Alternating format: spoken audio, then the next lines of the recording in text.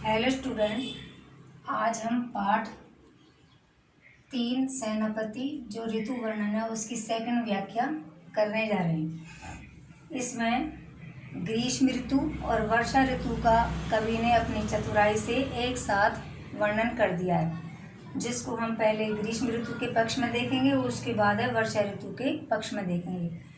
तो इसका प्रसंग संदर्भ ये है कि प्रस्तुत काव्यांश कवि सेनापति की रचना ऋतु वर्णन से लिया गया है, जिसमें कवि ने ग्रीष्म और वर्षा ऋतु दोनों का चमत्कार पूर्ण वर्णन किया है। तो सबसे पहले हम देखते हैं इसकी व्याख्या ग्रीष्म ऋतु के पक्ष में। तो कवि कहता है कि देखे छिति अंबर जल है चारी ओर छोर, चारों ओर जले माने जल रहा है। तो यहाँ ग्रीष्म ऋतु के पक्ष में होने के कारण जल, यहाँ दो अर्थ हैं, जल भी रहा है और दूसरा है कि जल पानी ही पानी है। अंबर माने आकाश, क्षिति माने पृथ्वी। कवि कहता है कि ग्रीष्म ऋतु में चारों ओर धरती और आकाश ग्रीष्म की तपत से जल रहे हैं। तीन तरवर सभी को रूप हर्यो है, हर्यो का मतलब है नष्ट कर दिया है, रूप माने सौंदर्य, और तीन तरवर सभी को रूप, पेड़ पौधों का जो सौंदर्य है ग्रीष्म ऋतु ने समाप्त कर दिया है। महाझर लागे जोत भादव की होत चली, महाझर का मतलब है वर्षा ऋतु की झड़ी। इसमें वर्षा ऋतु की झड़ी तो इसमें आएगी वर्षा ऋतु के पक्ष में, लेकिन यहाँ पर आएगी कि जो ग्रीष्म का जो प्रभाव है जोत भादव की होत चली, भादों के महीने तक चलती रहती है। जो ये ग्रीष्म का प्रभाव है भादों के महीने तक चलता रहता है। जलद पवन तन सेक मानो परो है, और जो हवा है वह भी शरीरों को सेक माने जलाने का कार्य करती है। दारुण तरनी तरे नदी सुख पावे सब, इसलिए ग्रीष्म से बचने के लिए लोग दारुण माने भयंकर, तरनी यहाँ पर दो अर्थ निकले हैं, सूर्य से और नाव से।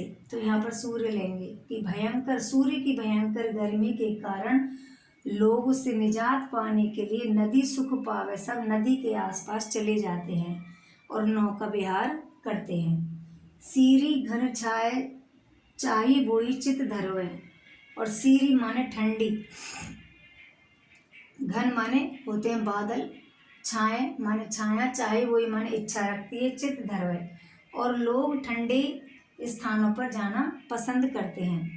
देखो चतुराई सेनापति कविताई की जू, तो कवि सेनापति कहते हैं कि यह तो मेरी चतुराई है, कविता लेखन की चतुराई है कि ग्रीष्म विषम वर्षा की सम करो है, कि मैंने ग्रीष्म वर्षा ऋतु में भी ग्रीष्म का वर्णन कर दिया है। तो ये तो हुआ ग्रीष्म ऋतु के पक्ष में, और दूसरा है वर्षा ऋतु के पक्ष में।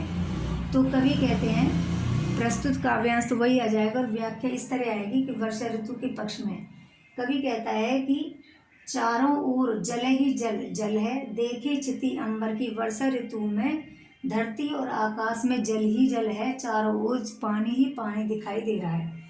तीन तरवर सभी को रूप हर्यो है, और उस जल प्रलय ने पेड़ पौधों के सौंदर्य को समाप्त कर दिया है जल की अधिकता के कारण।